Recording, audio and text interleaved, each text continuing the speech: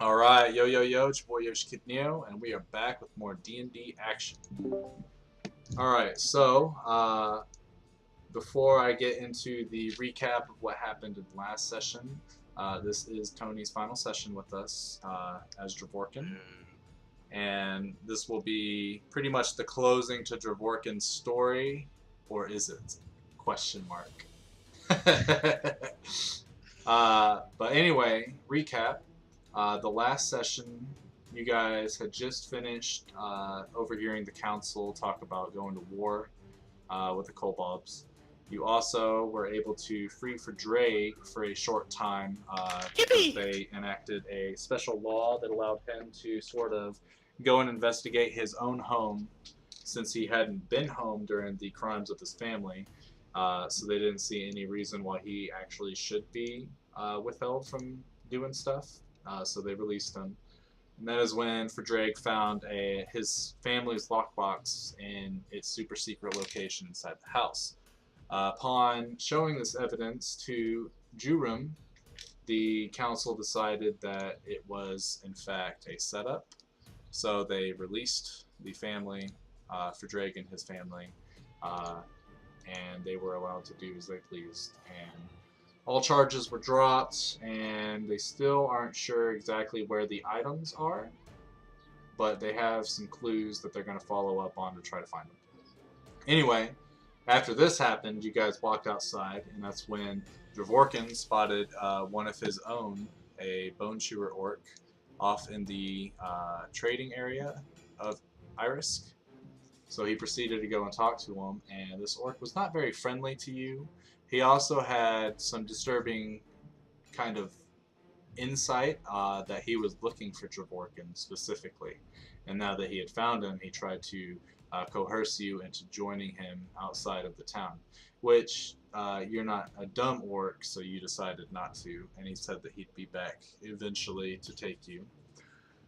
Which he did make on his promise when he brought by a couple other orcs with him, and then he told you that you didn't really have a choice. You were going to come with him, or he was going to force you. And that's when Jeff, your mage friend, decided it was best to start casting some spells and get a fight started, which ended up turning into the orcs having the upper hand because some of the orcs were transformed as Dragonborn and had infiltrated the city, increasing their numbers and also catching you guys off footing with a nice surprise attack.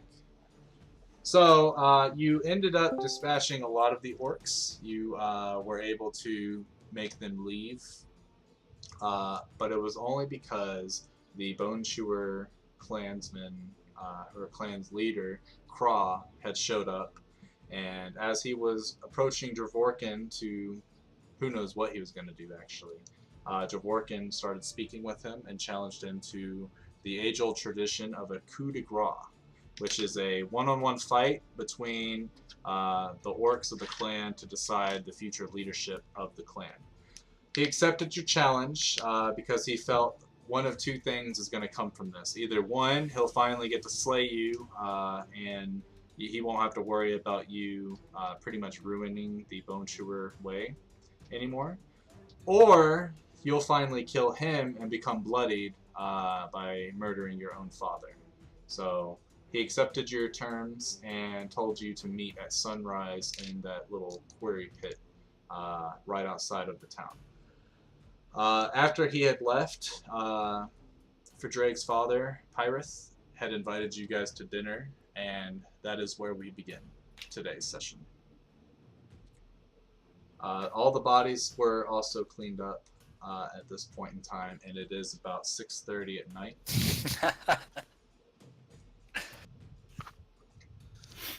So, I had peppers on my fingers, and I just touched my eye, so I'm going to be gone again for another... What an idiot. Good fucking job. Go, dude, go. Just get out of here. my hands, but oh my god. Yeah, you go take care of that. What an idiot. I know who's gonna. We haven't even had dinner yet. I know who's gonna be rolling low on their intelligence today for their new character. Hell yeah. All right, so yeah, the rest of the night is yours. If there's anything that you do want to do. Yo, I want to go to dinner and lecture Jurum. Hmm. I need. Where is Jurum? Jurum right now is probably still cleaning up inside of the council chamber, getting things, probably relocating soldiers after the surprise attack had happened. I need to press this stone into my do I have Longsword? my longsword. Yeah, You short should sword have. actually. Oh, short I have a sword, yeah. short. Yep, short. Yep. Okay, do that. Yeah, you have a quarterstaff, a short sword. I would rather do. Well, yeah, let's. Yeah, let's do the sword. Cool. Now it doesn't make the short sword magical, Right. but it right. does make it to where you can wield your sword and use that as your spellcasting focus now. So Yeah. you don't have to update anything on your character sheet. Probably actually update the stone. Did you write in the stone properties or anything? No, I have not. So go ahead and let's see. We can worry about it later. I'll Yeah, that's probably. I need to figure out where I'm gonna put.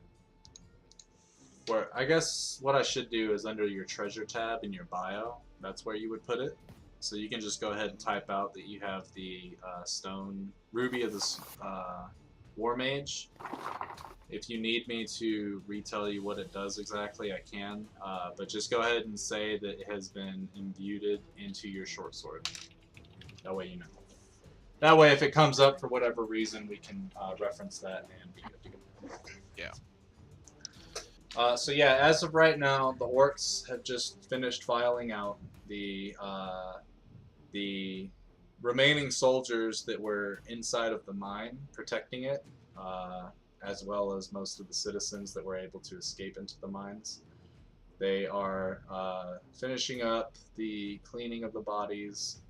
They've got a nice pile of orc bodies right around here towards the south exit of Irisk, and they're lighting them on fire with their breath attack right now, which looks pretty cool, just seeing all these dragonborn like breathe fire for a short amount of time, just burning the shit out of these orcan bodies. And then of course the rest of the dragonborn that fell in combat are being put into the cemetery. So, for Drake, are you wanting to go and talk to Jurim then? You said he's in the council chamber. He Probably. is. Most likely. From the last you saw of him, he was inside of the council chamber, and you have not seen him exit since. I go inside of the council chamber. Alrighty. So you walk inside, and inside you can see Edisot at her table. She is not sitting. She looks much too uncomfortable to sit. And she is writing on a scroll, and she looks up at you. Drake. How can we help you? Hi, Edisot. Can I speak with Jurum, please? Well, his door is closed. You can give him a knock, but he is talking with Shazir right now. I think they're trying to plan for an invasion of the Orc. We do know that they had said that they were just coming for that Dravorkaan fellow you're traveling with, but just to be sure, now that he knows that there is an obvious threat, he is mounting up an extra security. Obviously, as you saw, security was not as great as it could have been, but his reasons are his own. My lawmakers were unfortunately escorting his soldiers, and I've also got a few that are with the hunters still. So, but luckily my lawmakers were not harmed, for they were still inside of the mines. Okay. I go up to the door. I sort of like try to listen in on whatever they're talking about before I make any sort of moves. Go ahead and roll perception.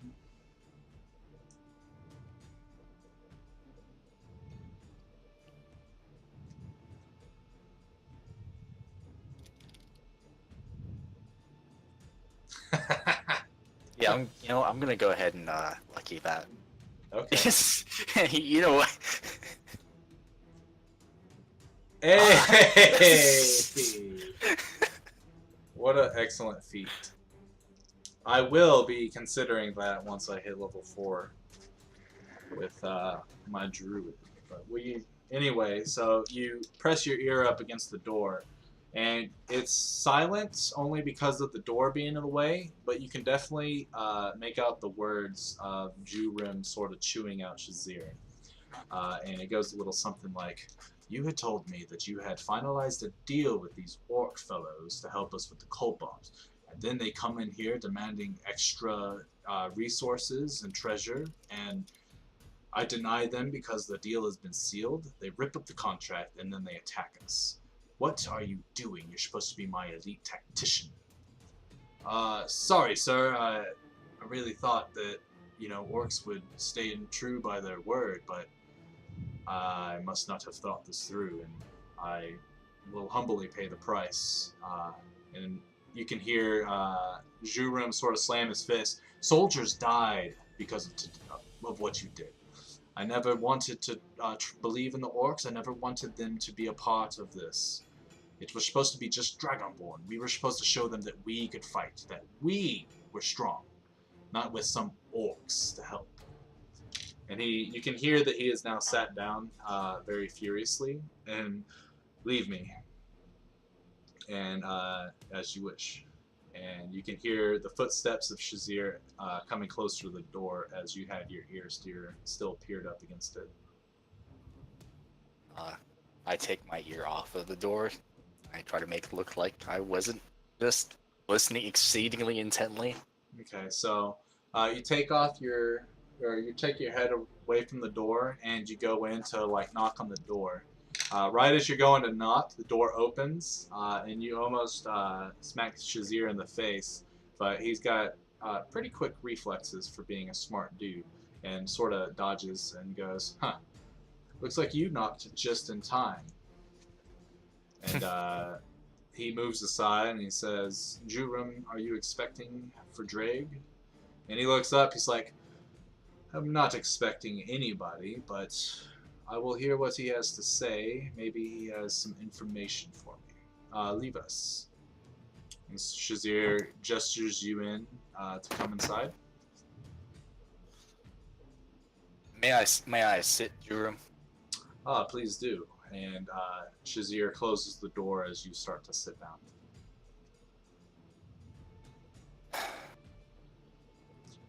To be frank, Jurim, I came in here expecting to yell at you or Shazir, but I understand that the loss of our kinfolk is hard on all of us. I don't know why anyone would have trusted orcs with anything, ever. Well, you can definitely trust in their strength, that's for one, and I think that's what Shazir was going for. He was hoping that they would use their sheer brute force to whittle down the kobolds, and then maybe we could have done 2 for 1 by taking out the orcs and the kobolds and make it look like an accident.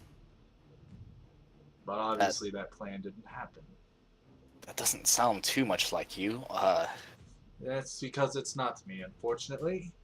Most of my plans go through Shazir, and he ends up whittling them down to the fine point and tells me what needs to be changed, and if it sounds good, I accept it. But this was all Shazir. He really did believe that the orcs would side with us, but I guess he didn't expect them to be so brutish. Jurim, what? It pains me to ask this. What sort of training do you put your soldiers through? Why do you ask? When we were out fighting, there was a singular soldier that was able to hold his own during the attack, and it was very painful to watch. There were just so many. If Well, we are more skirmishers. We do not normally fight in big groups. Our training regiment is something like one-on-one fighting, learning combat moves and tactics, whereas we haven't had a full-scale war in so long that I've actually never really prepared for one. So maybe that is where my shortfall has been. I need to prepare for every little thing that could possibly happen, including an orc invasion, apparently. As he says that and finishes his sentence, you can see that he pulls out a little notebook from his desk and starts to write down a couple things. Well, if all goes well, Dravorkaan should be able to. I have confidence in Dravorkaan's ability myself, having I do. I watched saw him him for so long. decapitate an orc from the window. It was quite a gruesome sight.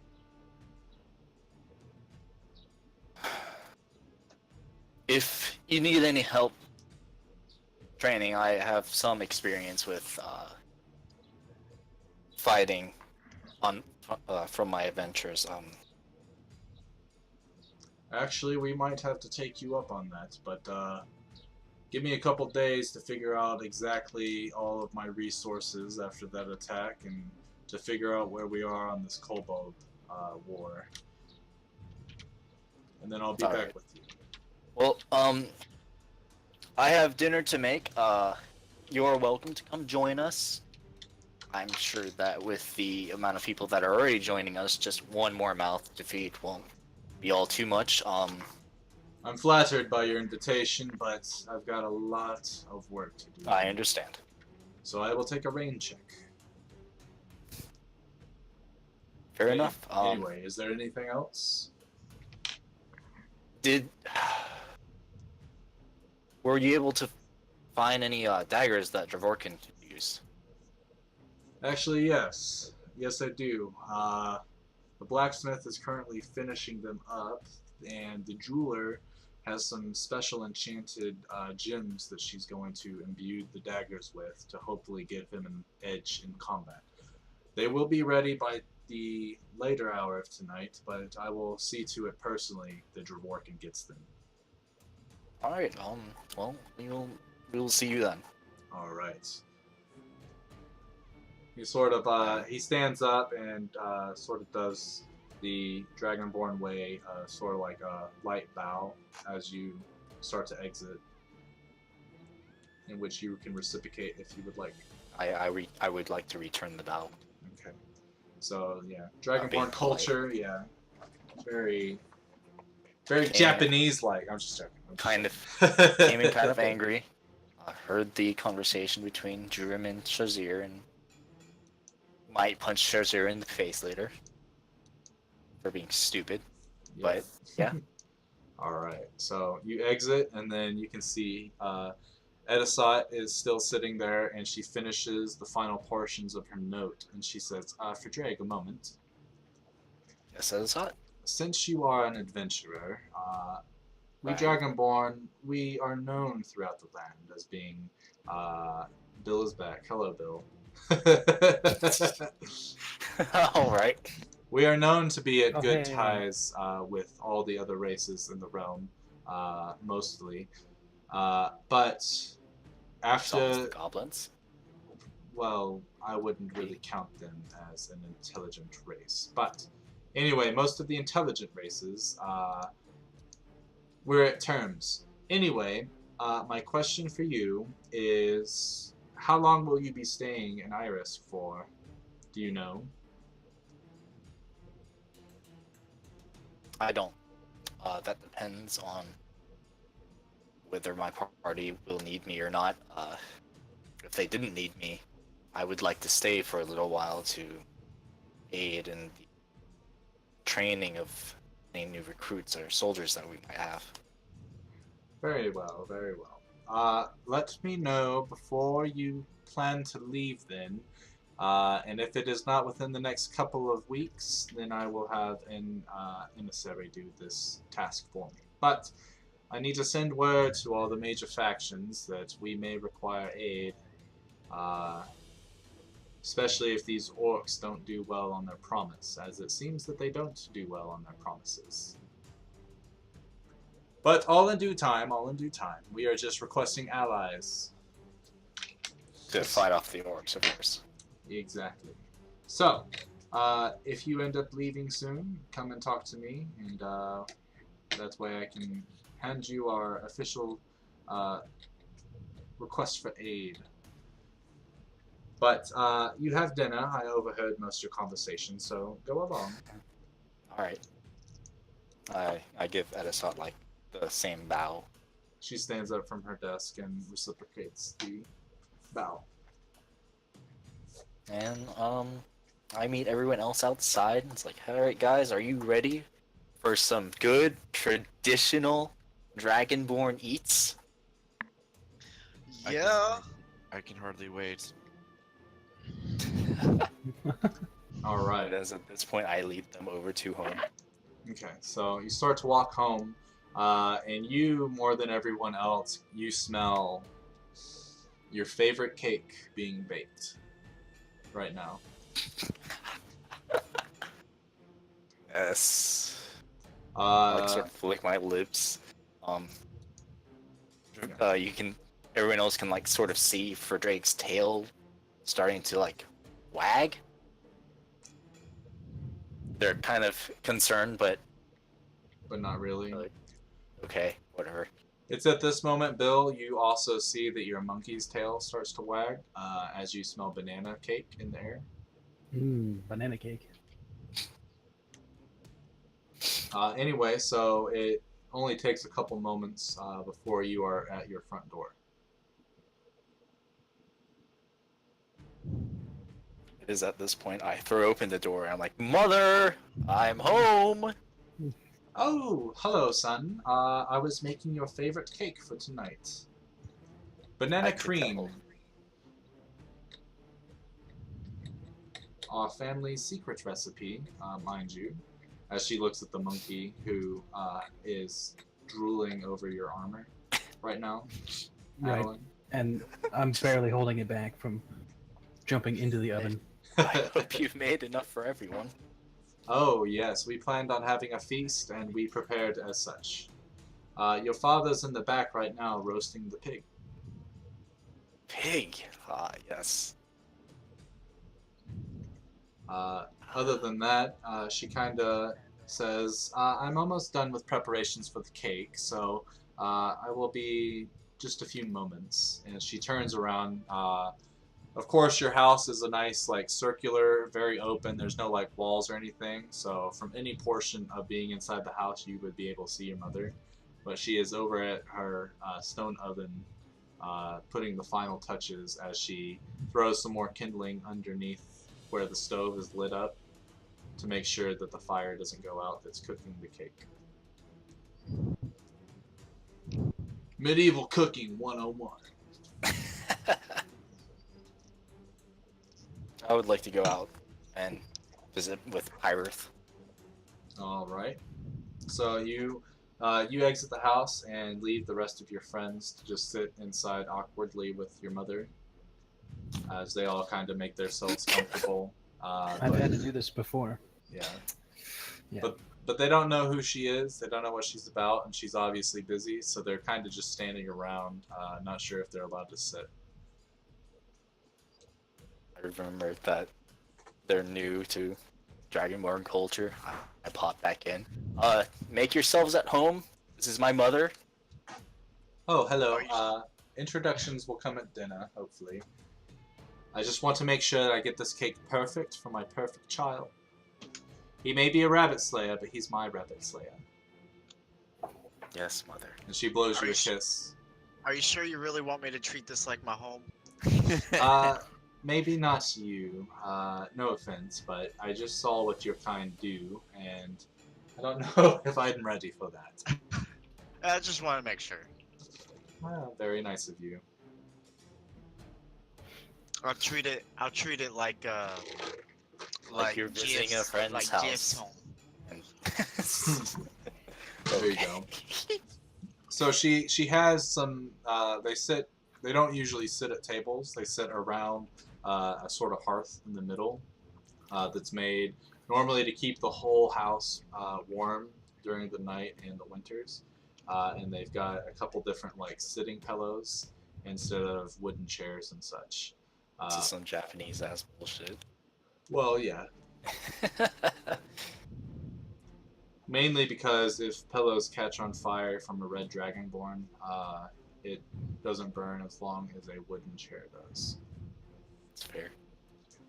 Anyway, so There at this are a lot point, of you dragons. you excuse yourself and you walk outside.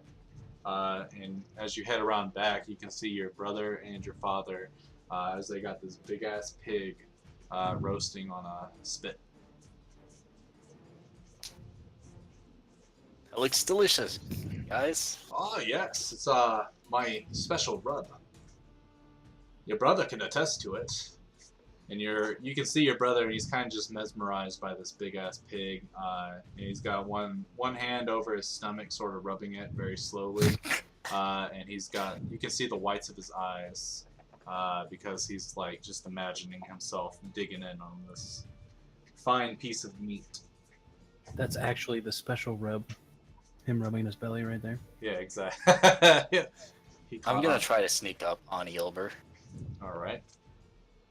Go ahead and roll stealth. Shouldn't he have advantage too? Yeah, technically he would, yes. 16. Alright, so he doesn't hear you. He kind of knows that you're there just because you spoke out, but he is definitely not paying attention to you and your movements. I punch him in the arm. Alright, so go ahead and make an attack roll with advantage. It'll just be an unarmed strike, so in reality you can use Strength? any... Yeah, just do a strength. Alright, so you go and you slug him in the arm, and as it connects, you kind of like throw him off balance as he catches himself, and he looks to you, and he swings right back at you. But he definitely, I guess in the sort of fit of frustration as he just got knocked out of his trance, he stumbles upon himself and falls flat on his face.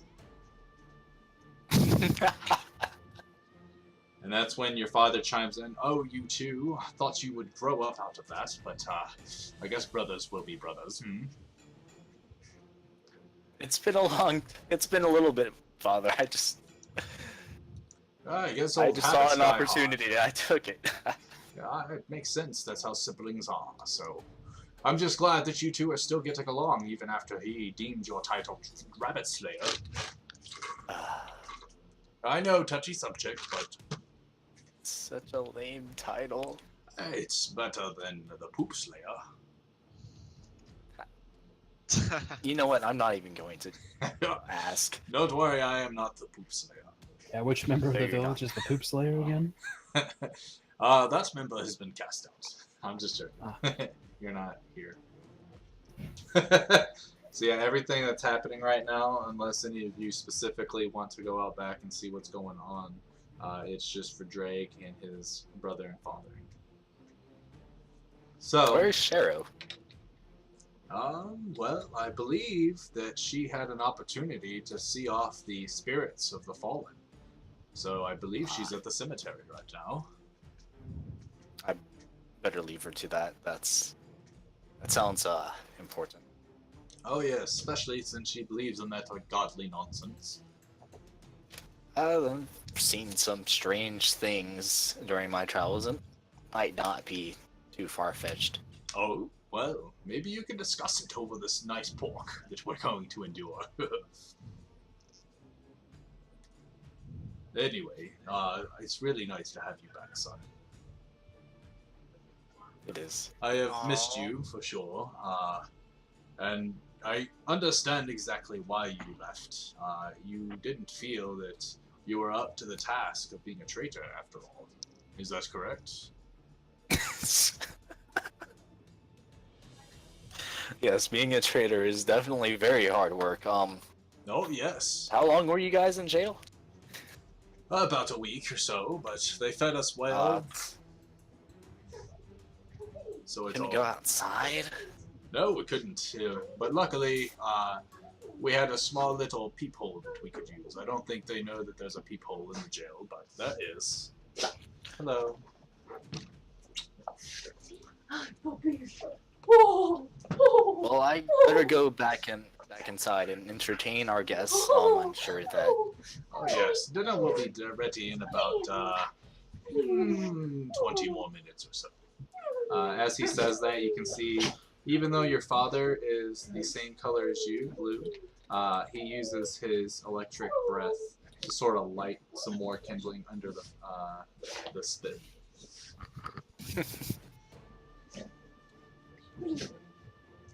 So I go in, I take out ye old loot of Jimi Hendrixon. There you go. I start playing music, my song of rest thing. Mm-hmm. Just, make sure everyone's at tip-top shape. Yeah, so I did read it. Short rest would be anywhere between 15 and 20 minutes is how we'll do it from now on. So this whole dinner time would count as a short rest for everyone. So if you have any properties or anything that you get from a short rest, which actually in all honesty, you'll be taking a long rest shortly, so it doesn't truly matter. Look at this sweet girl. But in the future, Figured it didn't, but this is what Frederick would do. I am entertaining the guests. That's my literal job. Yeah. So you pull out the lute of Jimi Hendrixon and start just playing some nice tunes. Anara's kind of standing by the door, just being shady and sort of like bobbing her head a little bit to the beat. Jeff is sitting down with his book, his spell book out, and he's sort of like swaying his head back and forth as you're over here playing whatever song it is you're playing. I'm playing Cliffs of Dover by Eric. Okay, there you go. Alright, so about 20 to 30 minutes pass by, and that's when your father walks in from the front door with your brother, and they're both holding on this kind of like large metal stick a very large roasted pig. And they walk in, and right as they start to walk in, your mother reaches into the oven and pulls out this banana cream cake, puts it on top of the counter, and starts putting the icing on top. And you can hear them both saying simultaneously either dinner is served or dessert is ready. And they sort of look at each other, and they both connect. Your mother and father, their eyes connect, and you can see that if the Dragonborn could blush, that they are both doing so.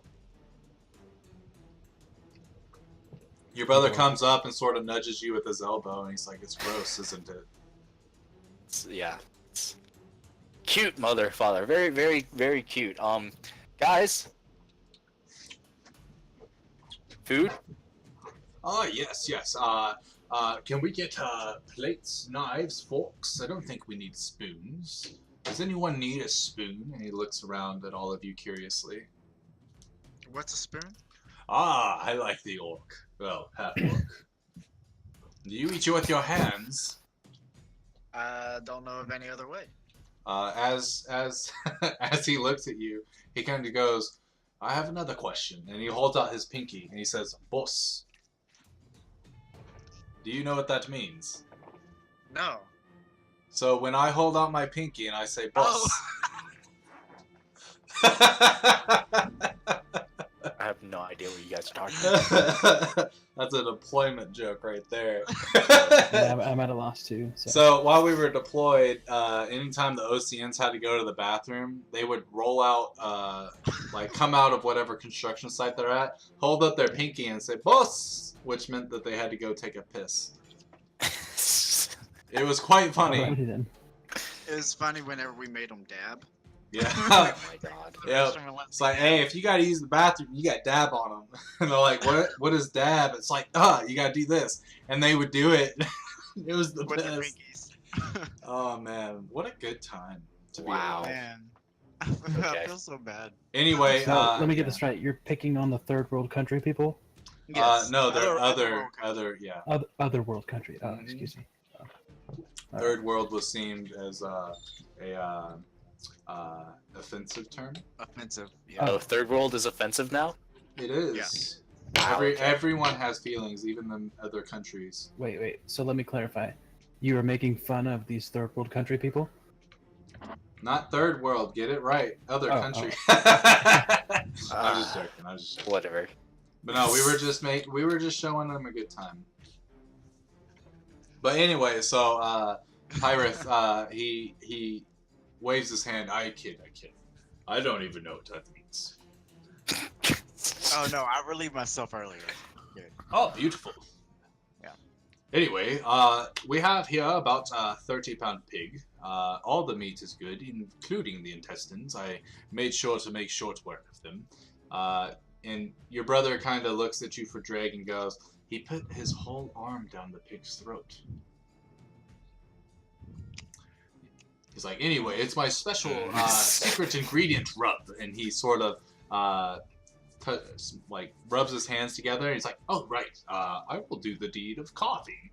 Honey. And she already has the special knife and fork that he'll use. And he starts to dish out pork to everybody. And then I'm using Mage Hand to help him transport each individual plate. Oh dear, that is really cool. How did you learn to do that? Can you teach me? I guess maybe. I never really thought about it. Well, we can talk about it later. Right now, I'm trying to get this food in my belly.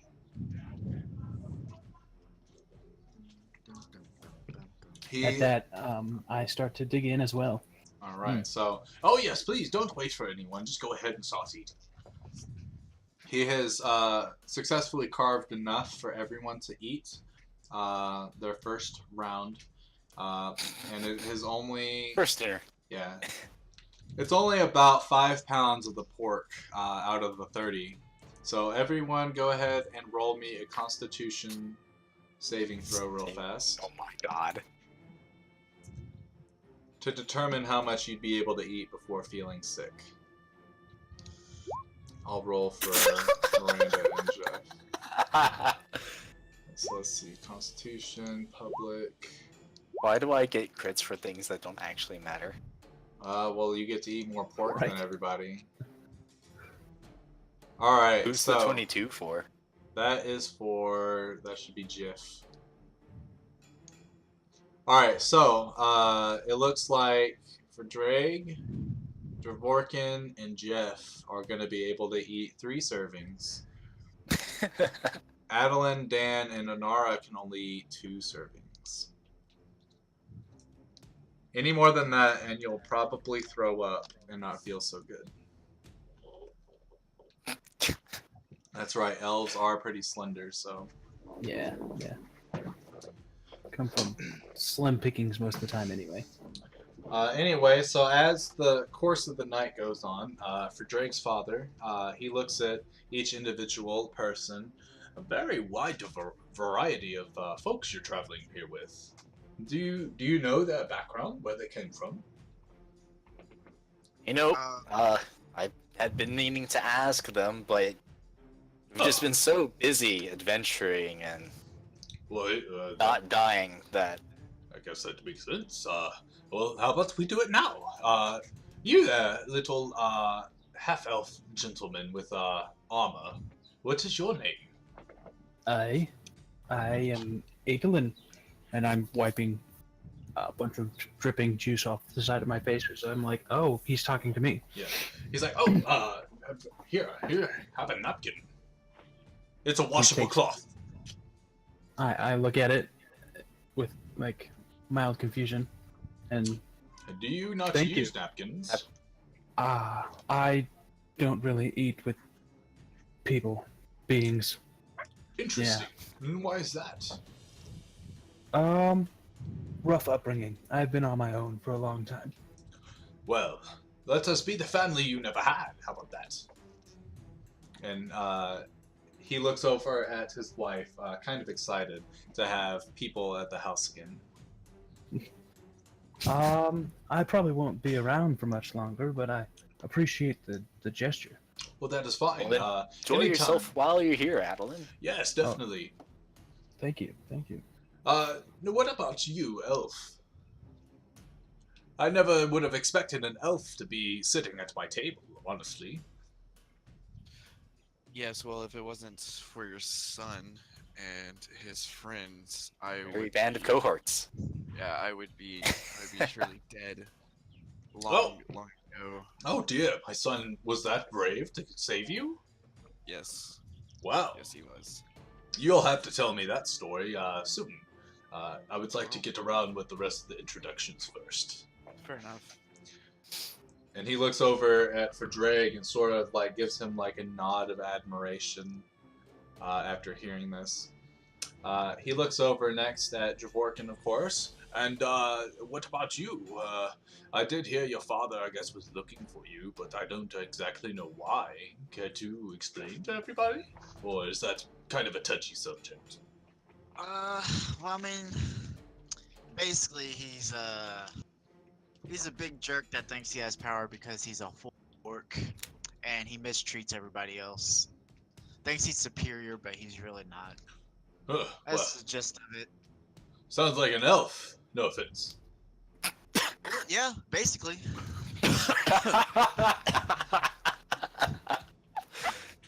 Look, just because we're better than everybody doesn't mean you have to shove it in our face, okay? Well, I wasn't shoving anything, except for more pork down your throat. And he sort of like reaches over and carves some more pork and throws it on your plate. I only kid. And then he looks over at Jif and Anara, and he asks the same question, and they give him sort of the same response as Adeline. They kind of were raised by themselves. They had really, really bad pasts and didn't want to get into it. Oh, that's fine. Anyway, back to this whole saving thing. What did my son exactly do? And he looks at you, Nishan. Yeah, well, I was trapped in a dungeon, and I was forced to do things that I really don't want to speak of. Kinky. Basically, I'll talk about. I'm just kidding. I'll say I was supposed to be making stuff that I really shouldn't have. Anyway, I Hard drugs. Yeah, right. I Revolution. overheard Breaking Bad episode. Here we go. Oh, yeah. I overheard them, the people that were holding me. I overheard them talking about evil matters at hand. So I tried to stop them. They kind of found out what I was doing and basically threw me in jail. And if your son didn't come in, like, that day, I would have been dead the next morning. Well, it seems that fate has brought you all together to do something great for the world. So I guess it would be selfish of me to ask for my son to stay a while, but if he wants to, son, you always have a place to come home. And he looks over at you with, like, sort of puppy dog eyes. Aww. His mother brings out a handkerchief and starts wiping her eyes. And your brother looks mildly embarrassed. But anyway, so a lot more discussion goes on at the table. Everyone's kind of having a good old time. Your mother busts out a very, very fine dragonborn wine and pours everyone a glass that wants one. Is there anyone that doesn't want one? I do not want a glass of wine. Okay. Yeah, I think Adelin's good too. I take a glass of wine. Okay. I will too. Constitution saves. Hell yeah. We're going to. Okay, so Let's not do the yeah. 13. No, you're using lucky. Okay. God. Okay, we're doing the 13. Yes. All right, so you're taking the 13. Yep. Lucky allows you to do that, right? I don't remember. Okay, cool. It does. All right, so That's why it's broken. yeah, very true. So yeah, you guys are all drinking this wine together, except for Adeline, Anara, Jeff, and Ishan. So you and Dravorkaan are sort of cheersing with everybody and having a good time. And as you take your first sip, you could just feel whatever spices your father used, they just multiplied by like 1,000, and the taste of this pork is even more excellent at this point with this wine than you ever thought possible. Now, son, this is why it's the secret ingredient. And he sort of leans in and whispers, but you can't quite make out what he says. And he's like, and that's why I didn't really tell you. It's a secret. What? Yes, exactly. What did you put in the what? Let's just say that you probably wouldn't eat it if I told you. Father? Anyway, it's all Okay. it's all sanitary. Don't worry. I made sure to clean it. Okay, I won't. Yeah. Cheers! Yeah. So you guys To are my father's cooking. dining, whining, having a good old time, and it's at this moment you hear a knock on the door. Also, you know that it's probably about 10 o'clock at night. You guys have been having a grand old time with the fam. And yeah, 10 o'clock at night is kind of really late for Dragonborn. So it's kind of weird that someone would be knocking at this late in the evening. But your father stands up and goes to open the door. Ah, Jurum, you've come to dine with us. A little late. I think we only have 5 pounds of pork left. He looks over and Dravorkaan's got like a piece of the bone sticking out of his mouth and he's rubbing his belly and And you can see the monkey in the background with a small little Kyle still picking at it. Like, I don't have any of this. yeah. He's also got a fairly large piece of cake for a monkey. The Jurum enters, and in his hand he has a wooden box that looks sort of ceremonial in a way, but he rolls through. Thank you, Pirates, but I'm not here for dinner. I am here for Dravorkaan. Dravorkaan. If he is not busy. Take him up. Sorry, what? I'm in a food coma. What's up? Well, we finally finished the daggers, and I wanted to go ahead and present them to you and let you know exactly what they were capable of. And he sort of opens them, and you can see in front of you very nice ceremonial-looking daggers. The handle is sort of like wrapped in a red silk with gold twine around about 1-inch increments to give you a better grip. The sort of handguard is made out of gold, and then Gold. yeah, gold. And then okay. the blade is a nice sharpened piece of steel with gems along the sort of blunt portion, the blunt back portion of the blade, to give it like a sort of very ceremonial look. And he hands them over to you.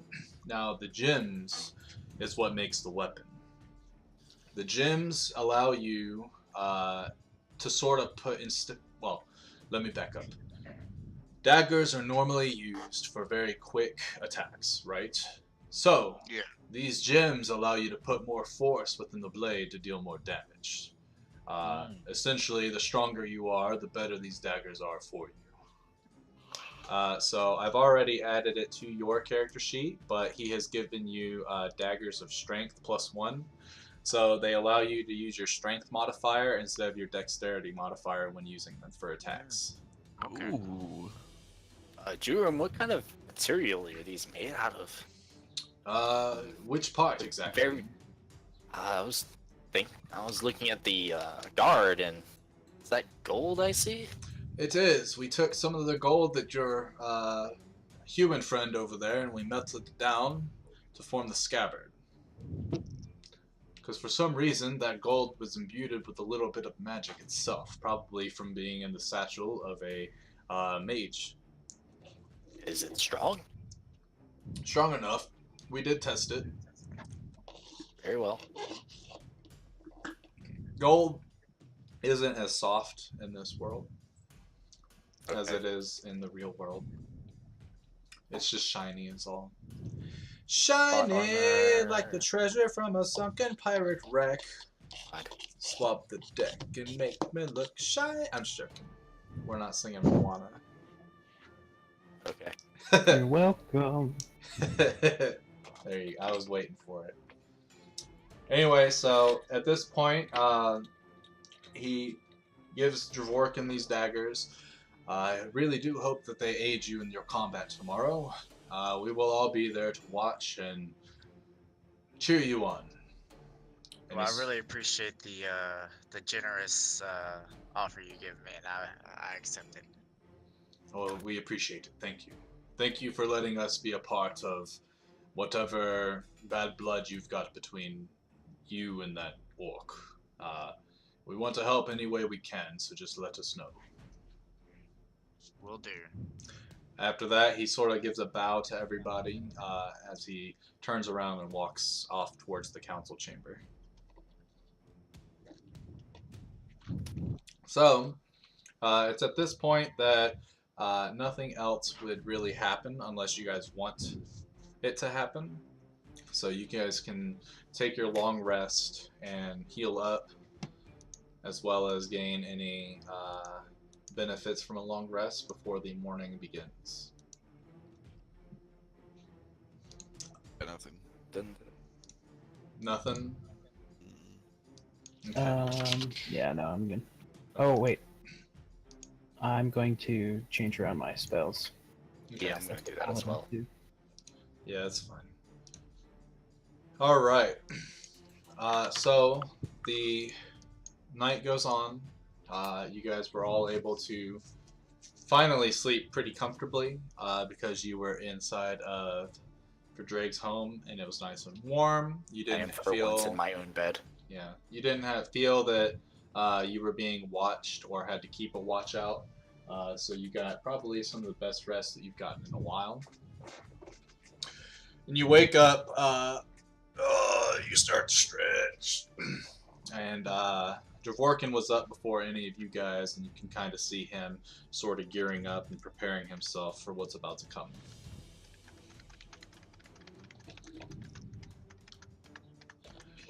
So, before the sun arises, you guys are all up and sort of getting ready for the day. And that's when you can sort of hear in the distance a horn.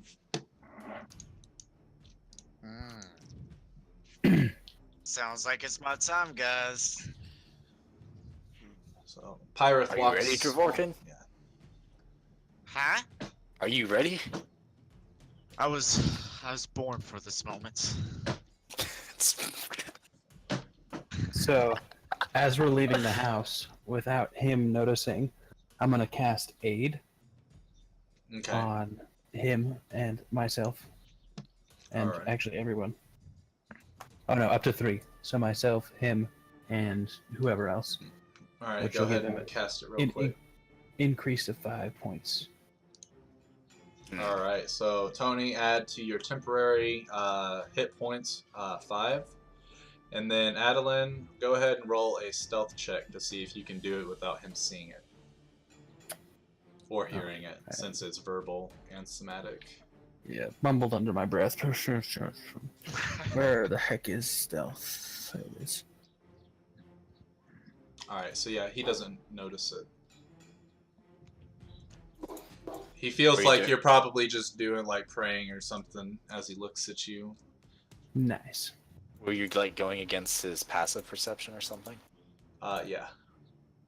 Guess he's not really like on the lookout. Well, he sees him do it, but he doesn't see to where he knows exactly what he's doing. Dravorkan's not well versed in spell casting, so since he doesn't know, if Adeline is casting a spell or if he's just praying, because he knows he's a holy man. He is a holy man. So Right, and I'm doing this all the time. So. Yeah.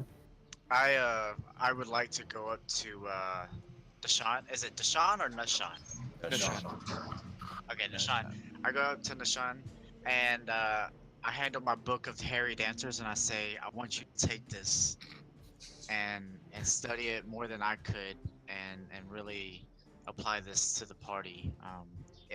Whether I die or take the throne. I will do as you say. Alright. So yeah. He hands over the book of hairy dancers to you. A very good I forgot read. you even had I that.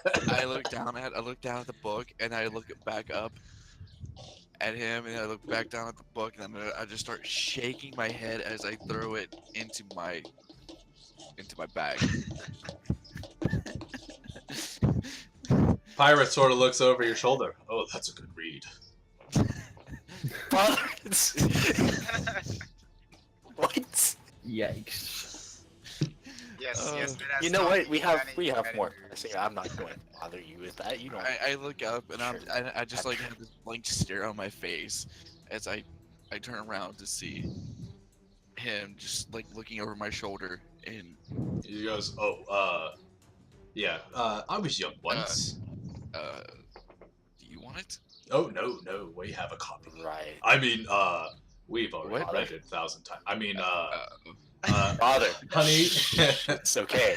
It's no one is asking you. No one cares. I proceed It's to fine. walk faster and in front of the group. Okay, so as you guys are exiting, you can hear the horn. It's a little closer now.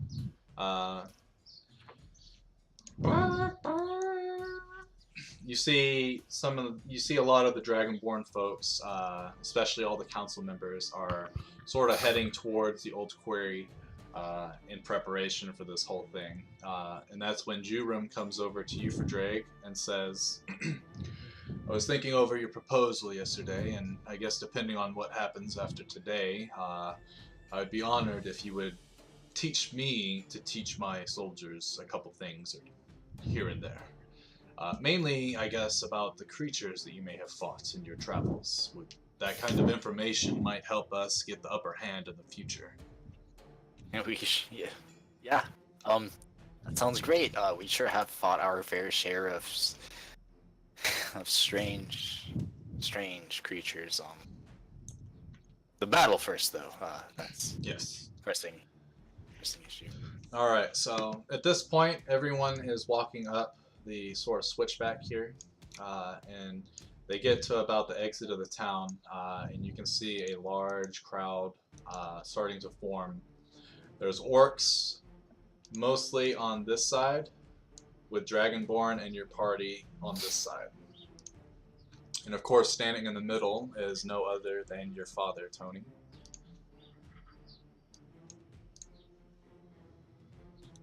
So, Tony, you go ahead Look at that AoE opportunity. you walk up, and your father's standing there with his fist within his other palm, and he sort of looks at you and goes, I kind of thought that you might have had a change of heart and tuck tail and run like you used to, boy. That's the old me. I've learned how to stand my ground, and I've learned that the tribe that you had me grow up in is not the way it should be. Well, it's gonna be that way for quite a while. Not Now, if I have anything to do with it. we'll see about that. Now, do you have your daggers, or do you need some provided? I don't need your help. You've Very never helped me well. before. I don't need your help now. I've never helped you, you say. I gave you life. No, my mother gave me life. With my help. Anyway, are you aware of the rules? Regardless, I'm gonna tell you them. Rules of coup de grace. Rule number 1. No outside weaponry or armor besides the daggers that you place in front of me right now. And you sort of take out the daggers and show him, "Ha, those are very nice. Can't wait to take those off your hands." Rule number 2. You must stay within 5 feet of your opponent at any time. This is a test of strength, not a tactics wit. So, if you at any point try to tuck tail and run, my orcs here have full permission to slay you where you stand. And if your friends try to save you, we'll have to slay them too. It's all part of tradition, boys. And he sort of like holds out his arms while he's looking at you all. And don't worry, same goes for me. If I tuck tail and run, all these orcs are gonna kill me too. But I ain't gonna run from something puny like you. Third and final rule. 2 orcs enter, 1 orc leaves. No ifs, ands, or buts about it. If you fail to kill me, then you do not win the coup de grace. If I fail to kill you, I do not win. One of us will be dying today. And if we both die, well... And he points over to this other orc that has sort of a glowing green eye. He's like, he'll find a nice replacement for both of us. Anyway, he snaps his fingers and that orc with the glowing eye comes forward. Let's see. Okay, yeah.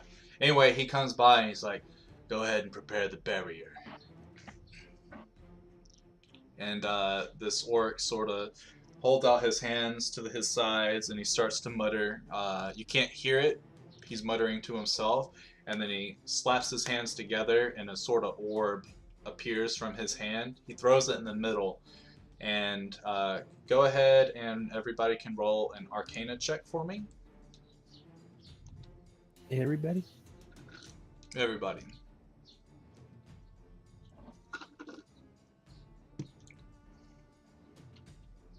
Lucky. So nothing in the rules says I can't cast another spell on him. God. No, it doesn't. But based on your Arcana check, you can tell that this is an anti-magic field that has been cast. So in their fight pit... So it's too late. Yeah. In their fight pit, any spells that both of these contestants are under diminish. So Dravorkaan can take away the 5 temporary hit points. Some peace. Okay. No other spells, any spells that are cast within this field will not be able to work. And yeah, and then this orc steps back and your father looks at you and he's like, one more thing I forgot to mention, Dravorkaan.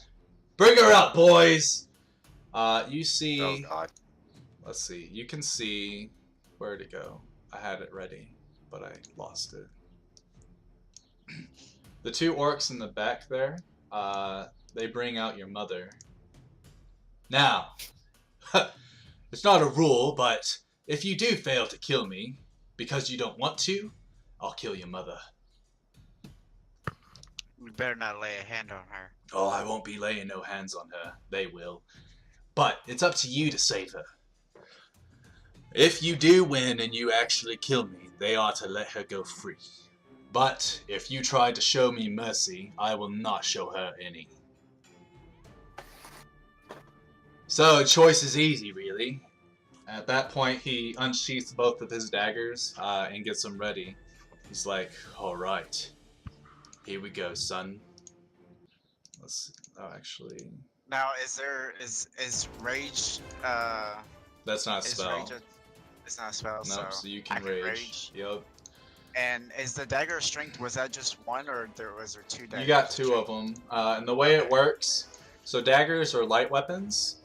So as a bonus action, if you have a bonus action that you haven't used, you can use one of those daggers to attack. So theoretically, you can attack 3 times, unless you use your bonus action for something else that you have. Okay. Yeah. Ha-ta-ta. But at this point, I need you to roll initiative for me.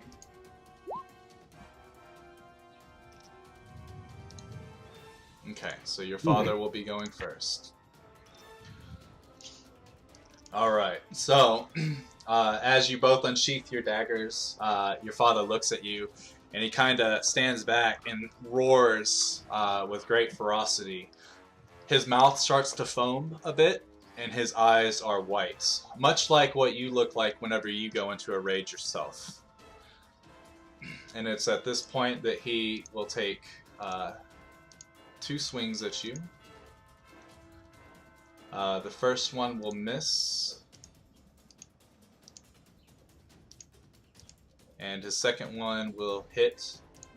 So he comes at you with both the daggers. So he goes in for 1 slice with his main hand.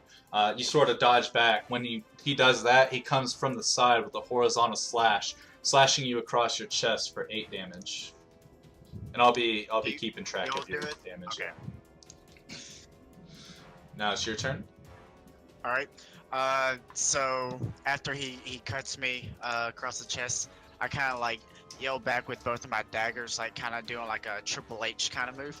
And then I roar, and you see like all the wolf hair kind of like spike out of my skin. Okay. And you see some extra teeth come out through my jaw. Much like fangs. Yeah. And you see my eyes become focused like a wolf. There you go.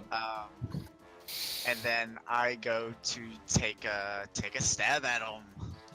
So whenever I roll for the dagger strength, are you gonna just use?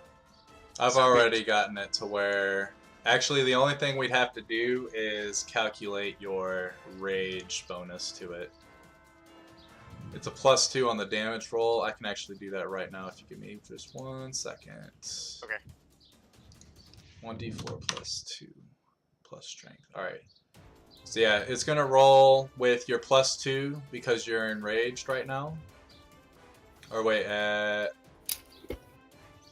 yeah, because you're not 6th level yet. But you are, oh, it's +3. Alright, so it's, yeah, it's ready to go. And then the, Oh, doesn't your zealot give you extra too? yeah. Extra damage. So it's a +1d6, and you're level 5, so 2. So it'll be a total of 5 extra damage. Or no, never mind. Yeah, 5 extra damage plus the 1d6. Alright, should be ready to roll now, so go ahead and roll it. Scary.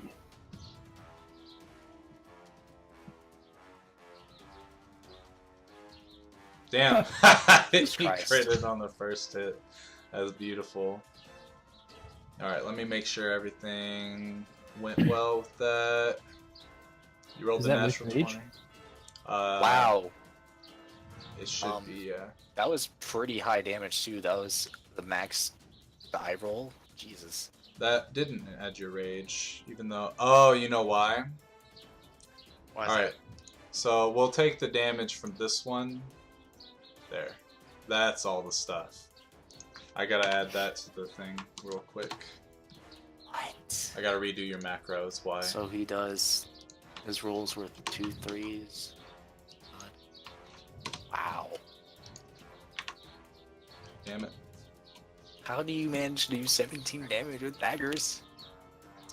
While he's raged, he gets a +1d6, +2 for being raged. Oh my god. With the Daggers of Strength, it's adding his Strength modifier, which is 5. And it's a 1d4. And so yeah, he's able to dish out So quite a it's bit of damage. D6, a D4, and 5 damage. Yeah. Or Okay. actually 10 damage, I think. So no matter what, he just automatically hits for 10 damage? Yeah. While he's enraged, anyway. Okay. Let me do. Sure. This doesn't do it. I'm just trying to get the macro set up because it didn't work for whatever. There it is. All right. All right. Now, real quick, make sure you click off of your token and then click back on it and then roll the damage again. We're gonna take the 17. All right, there it is. Okay, so Yes. his worst possible damage roll is a 13. Yep. Dravorkaan's badass, dude. All right, so he takes the What? 17 damage. So, and that was one attack. You have 2 more. Yeah. Do you want me to go ahead and roll those? Yeah, we were getting those already. Are we gonna ignore his crit? No, we already did. Oh wait, yeah. Roll. Because that was a. Roll a d4 and a d6. Alright, so an extra 6 damage on that for the crit. And then you rolled an 18, which will hit him for 19 damage. Go ahead and roll your last attack. Alright, that one misses. 21. Okay, so you take 3 stabs at him. So you go for a thrust, which stabs him sort of in his lower gut. You go in with your offhand and slash across his chest, and as you retract the other dagger, you put it to where you go in for a downward stab towards him, but he's able to sort of dodge out of the way as he does that. So next I he would is be dead. going. Yeah, Dravorkaan would have killed the shit out of you. I'd be breathing real hard right now. All right, so as he does that, he lets out a cry. It sounds like a battle cry, so it's like "Run!" Which will infuse his next attacks with extra damage. So this first one, he hits you for 9. Weak. His next one will hit you for 12. And then he takes one more final swing at you this time after his battle cry. And that one actually misses. So as you do your little wombo combo, he comes in and he takes both daggers in sort of a pincer movement and stabs you with both of them at the same time, sort of below your rib cage. And then as he retracts them, he goes in for a slash that you sort of dodge out of the way. And now the foam begins to drip with a little bit of blood in his mouth as it becomes your turn again. So you want me to just go ahead and roll 4 times? Not 4, just 3. 3? Yeah. You Alright, can that'll do it, hit. Dravorkaan. Beat the shit That'll out of hit. this guy. And that'll hit. So that's a total of 46 damage. Wow. I would be dead 3 times now. Alright, so at this point, you sort of you go in and you kick him in the shin, which throws him off balance, and then you just go in with a flurry of slashes. So you slash to the right with your right hand, followed by your left hand, and then you slash with your right hand back to the left one more time, putting a nice big X on his chest, and it's cut pretty deep, actually, so he's starting to bleed profusely, and he sort of falls down on his knee real quick. Not like this. And then he starts to stand back up, and he'll take 3 swings at you. This one crits, dealing 15 damage to you. 6. His second attack will deal 13 damage to you. And his third attack will hit you for 10. Oh! Tony's at 3 health, by the way. Oh no. Oh, neato. Thanks, babe. You're welcome. Alright, so as you kicked him in the shin and then put this big X on his chest, he sort of stands up, brings the dagger upwards, putting a big gash up from your left thigh all the way up to your shoulder, before he comes down with the left arm slashing you across the chest, and then he goes in for a stab, barely missing where your heart is, but stabbing you right in the shoulder, making you yell out in pain. And that was the And so at this point, he looks at you, starts to cough up blood. All right. Drake is cheering loudly from the sidelines. Go ahead, Tony. Your Okay, turn. go ahead. Miss. That'll hit. So close to a crit. Yeah. And that'll hit. So it's at this point you can tell me how this all goes down and how you kill him. Yeah. All right.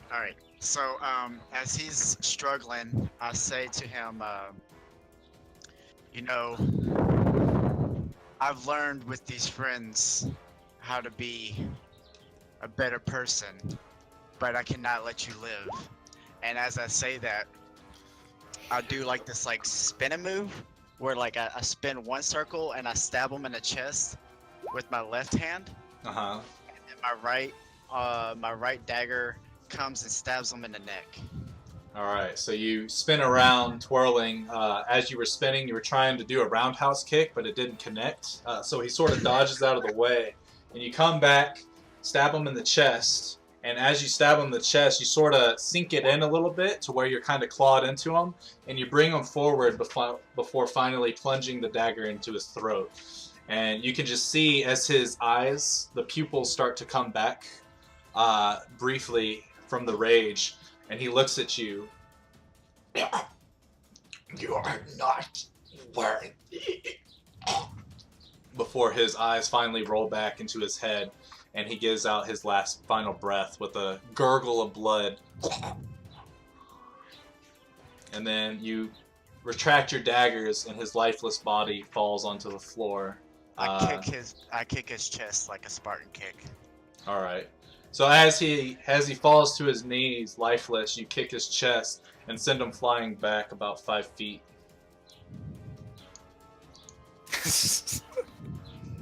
So where's That was a my- nice touch.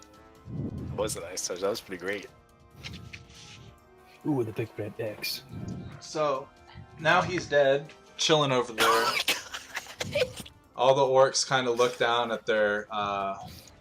They're all kind of like in awe, and they look down at this lifeless body that used to be their chieftain, and then they all look at you, and they all get onto one knee and sort of bow to you.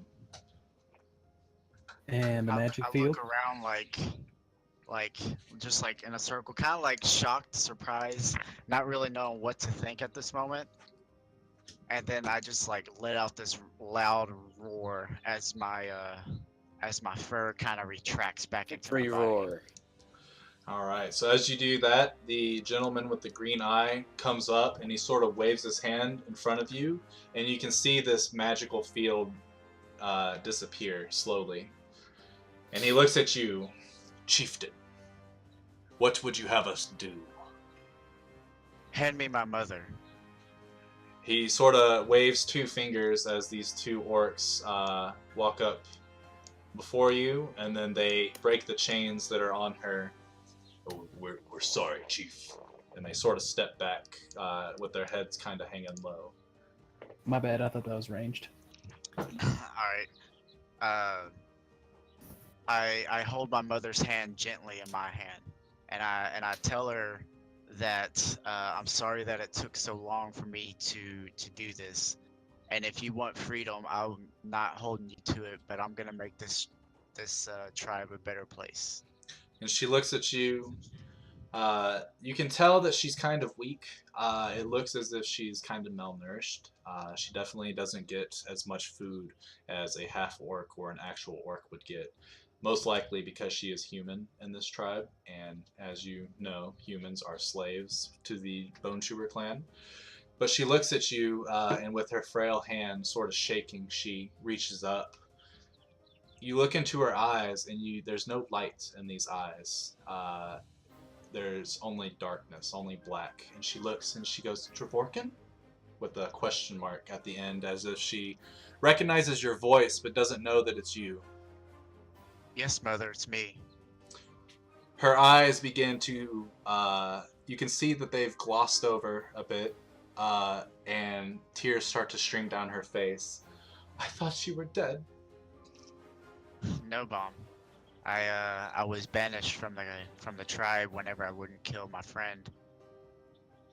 But I'm here. I'm here now. She, after she takes her hand off of your face, she goes in for a full hug, and she doesn't care that you're profusely bleeding on her, but she goes in for a Hey, full embrace. Dravorkaan, do you want healing?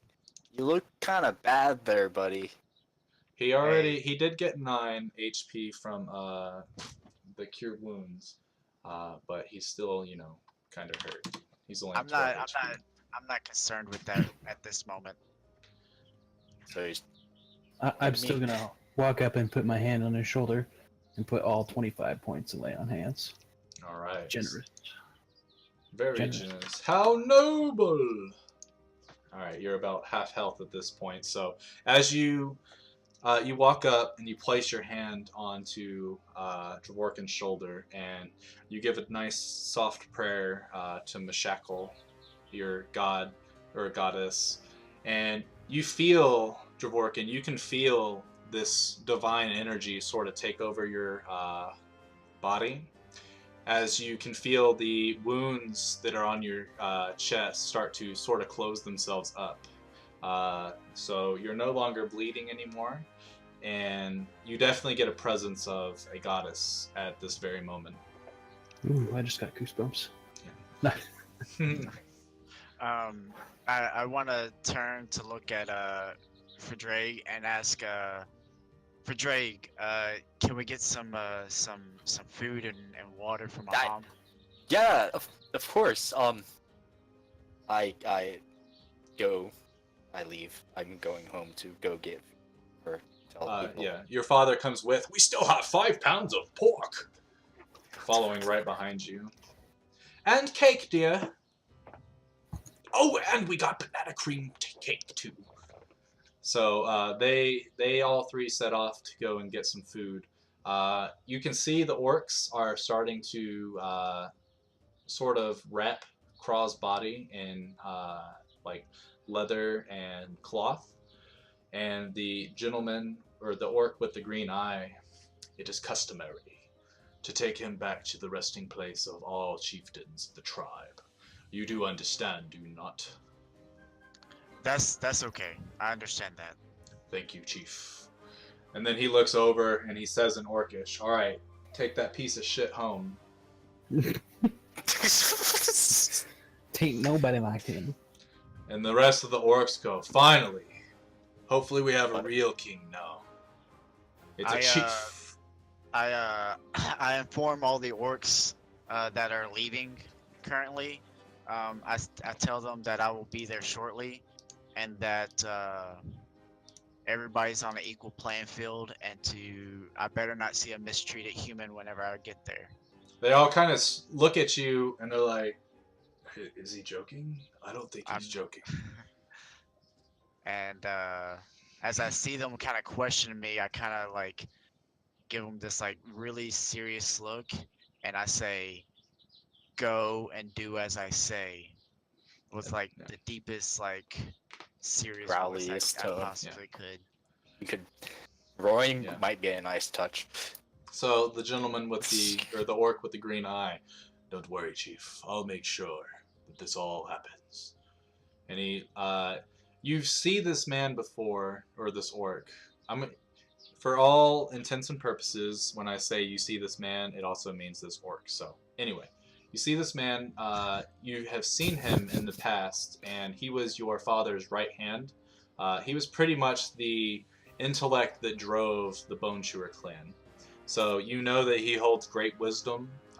He has helped lead the tribe through some great perils from your past.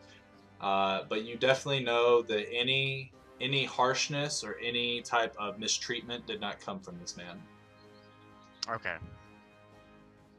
All right, and he told me that it'll be done. Yes. So I give him a head nod and say thank you.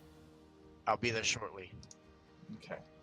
So he sort of like nods his head to you, and then he looks at the rest of the orcs, and he shouts in Orcish, "Round them up and let's go!" And they start to file out slowly, and you hear the horn again, uh, and in the distance you can sort of hear some footsteps, like a large army is waiting, but it starts to get lighter and lighter before you can finally hear nothing. Sweet. So at this point, the orcs have left, and you are still standing in the middle of the quarry. The Dragonborn soldiers have gone back to their patrol routes and making sure that the peace is kept within the village.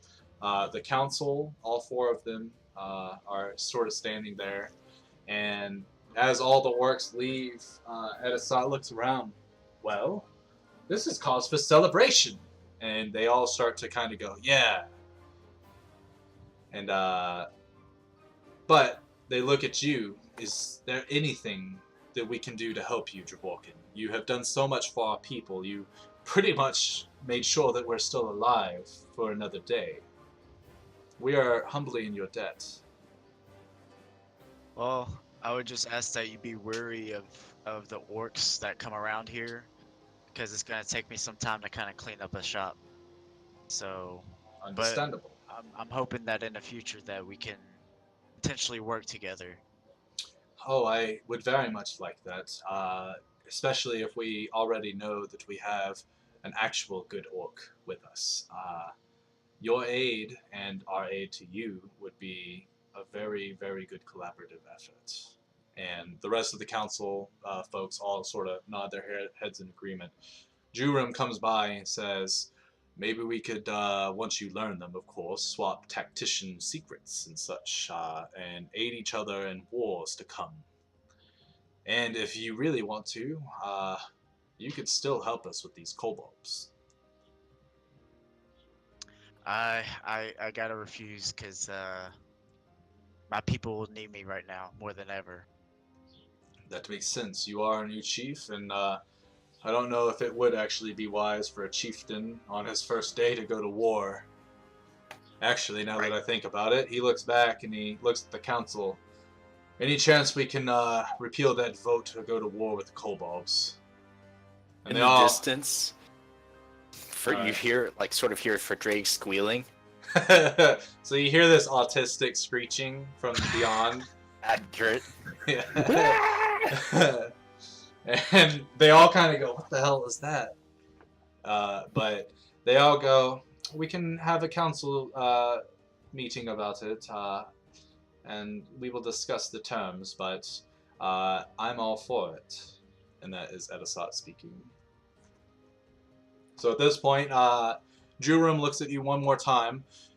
Even though those daggers were made just for this battle, I want you to keep them as a sign of good faith between us, Dragonborn and the orcs, for generations to come. I really appreciate it. I'll hold them dearly to my heart. And he bows to you. I bow back. All right. And then the council all say, well, we're going back to our chamber. We will probably have a council meeting later on in the afternoon. It will be broadcasted to everybody to show up if they want to. But Dravorkaan, please, if there's anything you need for your travels, anything that we can spare, we would love to give it to you. But as of this, let us consider this our goodbye for now. And they all four council members bow to you. And I bow back. All right. Safe travels to you, Dravorkaan. And they sort of walk away. At this point, it is you and your mother, who is chowing down on some delicious pork, as well as banana cream pie, and then the rest of your party.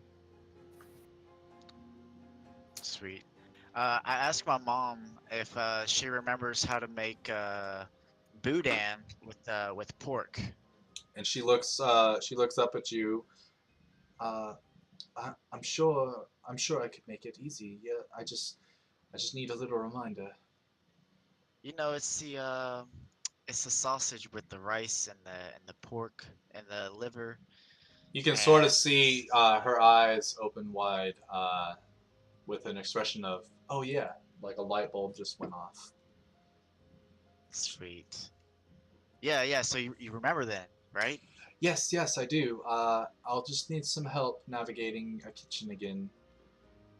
I would be more than happy to help you. You're sweet. And she sort of brushes your cheek. Oh. I turn red. I guess I blush. Yeah. Orcs can blush. Okay. So she obviously doesn't see this, but you can hear her under her breath. It's so good to be free. And then I just smirk, smile. Cool. Cool. Cool, God. cool. Fucking. I hate Got him. this. Okay. So, just because I don't want to roleplay for characters that are not here, Jeff and Inara sort of say their condolences and how much they've enjoyed traveling with you, and that if you ever need Inara's crossbow or Jeffrey's magic, you can call upon them at any time. Cool. And then they proceed to walk away towards the council chamber. All right. Now it's just for Drake, Adeline, and Nashawn standing near you. All right. I tell them. Well, guys, about that time. So you're going to be leaving us then? Yeah, I gotta go get a handle on this clan. They're going all crazy. They like to so it consists of humans, half-orcs, and orcs. And the orcs have been kind of mistreating the humans and then mistreating the half-orcs because they think they're superior. So I kind of got to go get some a handle on that. Well, you've shown everyone that maybe that's not necessarily the orcs are superior. Yeah, we've seen that today. Yeah.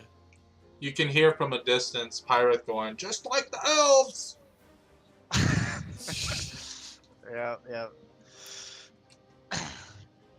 But perhaps maybe one day in the future, after I get a handle on these things, I could potentially meet up with you guys once more.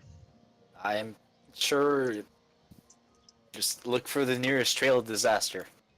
And yeah, we'll definitely be there for sure. Awesome. And if you ever run into Alma, tell her what happened for me. I'm sure that she'll find the leader of a tribe of orcs to be very attractive. You think so? I think so. Yeah. Man. I mean, Sure, yeah. Yeah. Hey, what? Okay. So, the What would power what? that comes with such a position. no, I don't know. I don't know it. Okay. Would be All able right. to win over anyone. Well, All right. Well, I guess this is a goodbye. as you can tell, we're really horrible at saying goodbyes. So, Don't cry. I'm trying not. Just leave. Just go. Greg is reasonably okay at saying goodbyes despite not saying goodbye the first time he left home. Yeah. I tell Adeline. Is Adeline there? He is. Okay. I tell Adeline that he's gonna have to be the shield for these guys and protect them. Yeah, my dude, I only have 36 HP. I would have died 3 times in that fight. I would have. I lost count. So that's the reason why I delved into the book a little bit. Yeah. I didn't want to see that. I won't be as good as you, but I'll try. I believe in you. I have faith in you. And hold on. I would like to give them. I have 3 potions of transformation and 3 potions of healing, and 5 healers kits and a barrel of green magic. Okay. I'll take So- the healer's kids. Dibs. As at this point, I start getting out a ludicrously large amount of rope to give to Dravorkan. I don't know what he could use it for, but I already have 50 feet of rope. I'm good. I haven't only used 50 feet. What a pittance! Just like everyone saw on the boat, there's just like this wall of rope starting to form around me. But yeah, so I have 5 healer's kits and 3 potions of healing. If y'all want that. Yeah, I'll take the 5 healer's kits. If of course the DM is cool with that. Yeah. Okay. I've already added it in. I now have 100 uses of healer's kit. Nice. Anybody want potion of healing? Yeah, I'll take it. I'll take it. Yeah. Okay. Squishy. There's 3 of those. Awesome. The wall of rope has gotten to the point where Drake is having to actually jump upwards to throw some more rope on it. About 20 feet up. That's a lot of rope, man. Jurum comes by. What is all this rope? And breathes fire on it. Durham! You can't just. Oh, for Drake's in there. The rope. I protect the rope bag. No. So you cut off the rope as you're as it's coming out before it catches fire, and then you jump out of the big old bundle of rope that just caught fire. And there's probably about 500 pounds of rope sitting here just on fire. And Jurum sort of stands back and goes, "Now that's a bonfire." Although it is only twine, I guess it'll only last for a couple seconds. And sure enough, 20 seconds later, it's all ash. Drake just sort of like stares at it in disbelief. He's just like, Sorry, I didn't know you were doing Size and something. I defeat. thought that maybe the orcs left it. So I would like to rest up. Actually, no. I need to get back to the tribe. So ask my mother if she's ready. And she looks at you whenever you are, dear. Okay. Did you make the boudin? She looks around as if she's confused. Are we in a kitchen? Oh, I guess we're outside. We're not in the house. We've been talking outside like somewhere the entire time. It's okay, Mom. We'll make it when we get home. We have plenty of time. Yeah. She looks at you. You have to remember, son. I can't see anymore. I need you to be my eyes. No worries. Okay. So at this point, you sort of grab your mother and lift her up and sort of carry her, since she is still frail. It's at this point where Drake like pulls out his lute, starts playing this really marchy sounding tune, kind of victory sounding. Let's see. It's on his lute.